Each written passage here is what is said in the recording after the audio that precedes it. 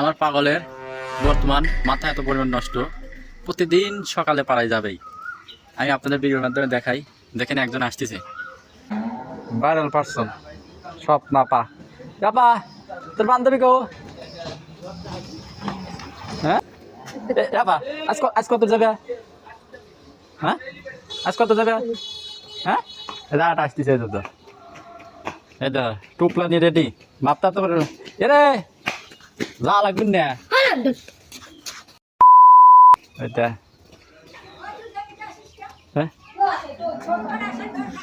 এ পাগল, তুমি ঠেয়া বির পারো না, দেও না, আমি ঠেয়া নিয়ে হাতে হাতে কেউ করে। হ্যাঁ কি করবে আর আমি কি করবো? তুমি আর যদি তোমার মেয়ে ধরে রাখবি না, আবারও আমার কথা শোনে, আমার কথা তো এবি শোনে না, মাথা নষ্ট হয়ে গেছে। ওই দিয়েই চলে গেল, ওই দিয়ে গেল।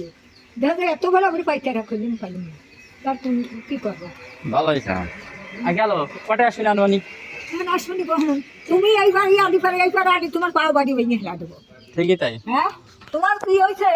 স্বপ্ন না আসলে জীবনে সাপলা যায় না, স্বপ্ন আসার সাথে সাথে সাপলা গেল গা, মানে বাদিও ঠেকা যায় না। আর ঠেকালেও এত পরিমাণ মুখ খারাপ বা এত পরিমাণ বাজে কথা বা ভাষা বলে যা বলার বাহিরে, সেজন্য আমি বাধা দেই না।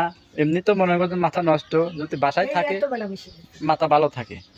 আমি আর সাপলার আরো চিন্তা ভাবনা করতেছি যে আজকে কোনো জায়গায় নিয়ে যাব, মাথার সমস্যা কবিরাজ বাড়ি, কিন্তু দুঃখের বিষয় নিতে পারলাম না।